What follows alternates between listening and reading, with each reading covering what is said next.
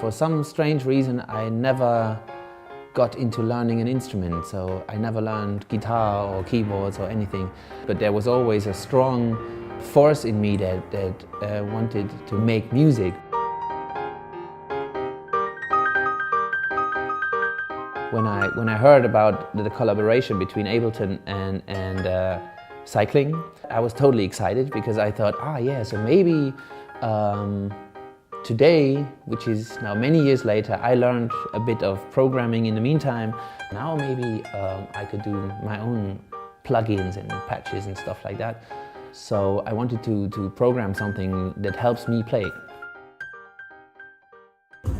Well, the basic idea came from our laptop band project, A Critical Mass, that I have with Dixon and Anne.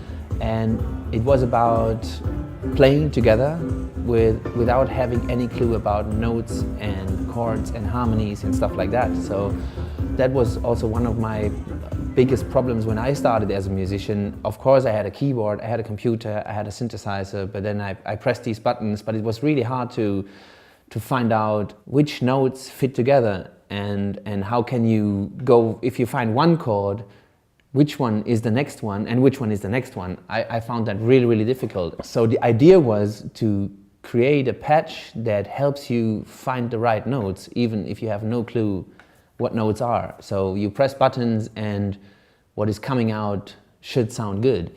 And also I wanted to make it possible for many people to play together, and everybody can press notes and they all fit. So that was one of the basic goals, get rid of the fear of pressing buttons.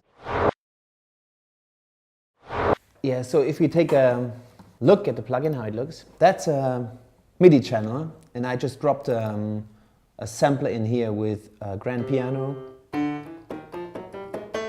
And if I drop the Schwarzenator now, and when it opens, it looks like this.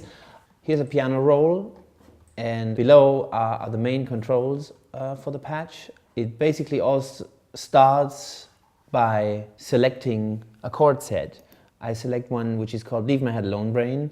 Yeah, the chord sets are not going to be named, for example, like F major 7 or something, because that's very much musicians talk, and I think it's very difficult for somebody who doesn't know what that is to use it. So the chord sets are going to be called the same names as track names, for example. And so what the plugin does in the first place is it corrects all the notes you play to this certain scale or the certain chord set of the certain track. So if I press the C, the red light indicates the original note you played. And so if I press the D, it's still the D because it's allowed. And if you press the E, you can see the green light which indicates the target note. So the input note is a E, the output note is a C, because the E is not part of this special chord set. So if we return to the C again, and we want to turn this one note into a chord, you just turn the knob that says add notes, and you can decide how many notes you want to add. For example, if you add 2, you get these 2. If you add 3, you get this. And this already sounds quite nice. So and now you can go to whatever key you want, and it's always going to give you the right notes. Sounding like this. The second knob is called spread, and that's something that changes the chord you play by spreading the notes that are used in a chord, spreading them over the keyboard more or less. So if you turn the knob, for example, you press the C again, you get this chord, and now you can start spreading it over the keyboard, and that's sounding like this.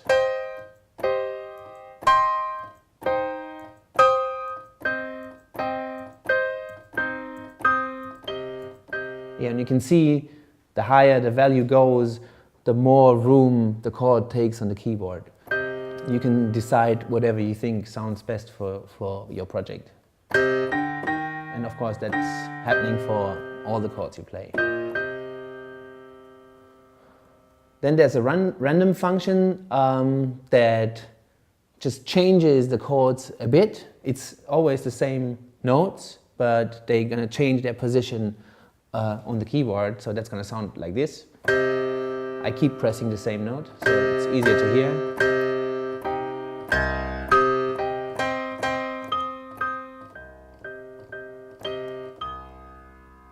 And by the amount of random, you can decide how much space it uses on the keyboard.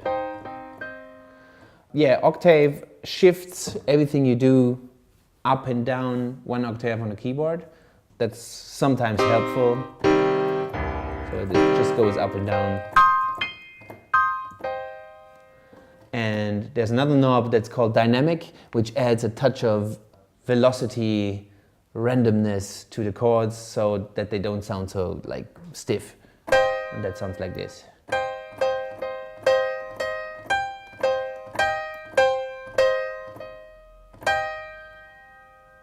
And the last knob is called select, and that's for selecting the chord set. You can choose if you want to select here or if you want to select here.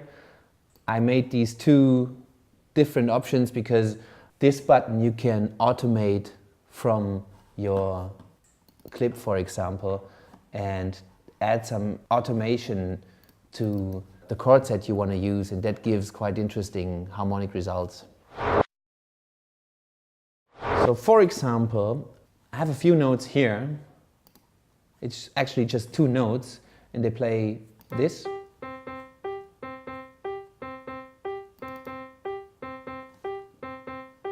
And if I now add notes, and that's 2, that's 3. And if we now maybe automate the chord set, then that's going to sound like this.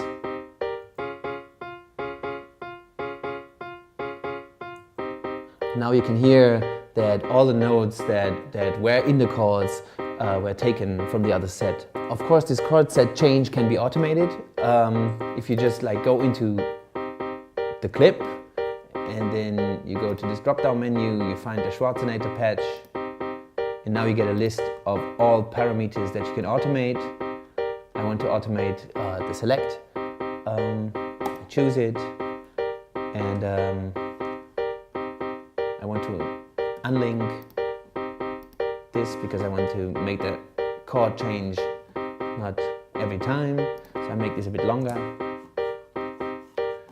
2. And then just see how it sounds.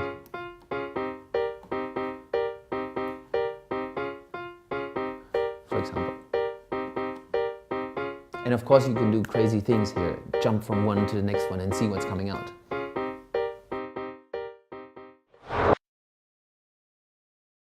Actually, the patch consists of 2 patches.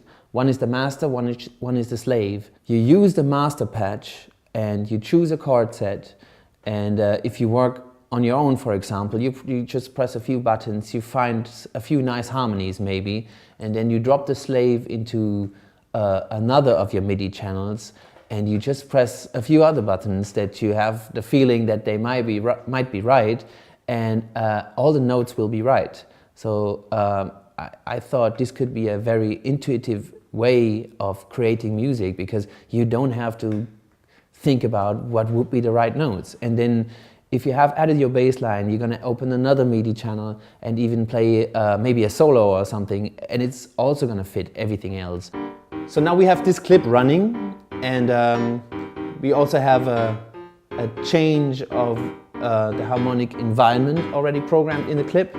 And so if, for example, now I want to add a bass line, then there's another patch that's called Little Brother. You can just drop it into any MIDI channel, and so when you drop it, it's connecting in the background to the master patch and gets all the note information that is necessary. So I'm also adding a piano sound to this channel. So if you drop the Little Brother into your MIDI channel, you can see what the master patch is sending into the network. And So whatever note you might want to play on your keyboard is going to fit to everything else you play. So I just press one button and it's following the chords that are played in the master. And so you can do crazy things here because you don't have to care what's going on, you just play.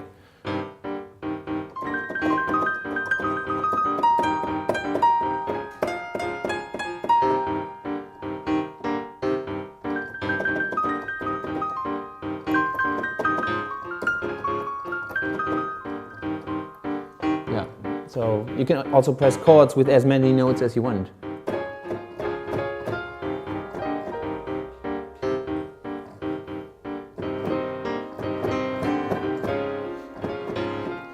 So you can drop as many little brothers into as many MIDI channels you have, and they're all going to follow the master chord set, and so that's how it basically works. Yeah, Boogie Wesseltoft is one of the most fantastic piano players I know, and I had the chance to work with him. So in the beginning I was a bit shy because like he's sitting there on the grand piano, you sitting there with a small 25 keys keyboard, and you want to add something, or ideally you really play together. Of course I wanted to make the patch like that so that I'm gonna be able to play with him, and so basically with this now it should be possible, because like if he presses a few buttons and tells the system which scale or chord set he's using, then my system is getting the information which are the right notes, and I just can play whatever I want, and it's gonna fit. So that makes me feel much more safe than before, and so I can go on stage and just play in a way, even if I can't.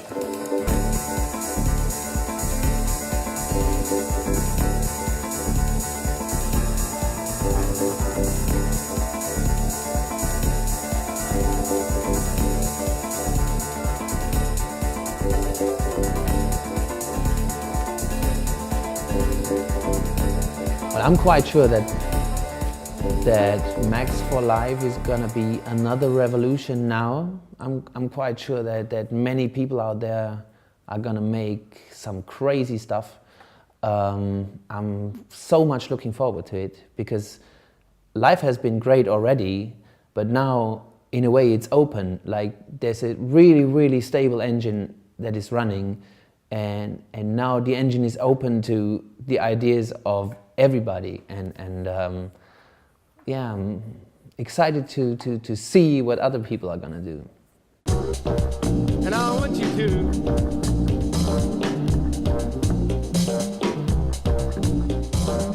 yo people, I want you to raise your hand. Raise your hand.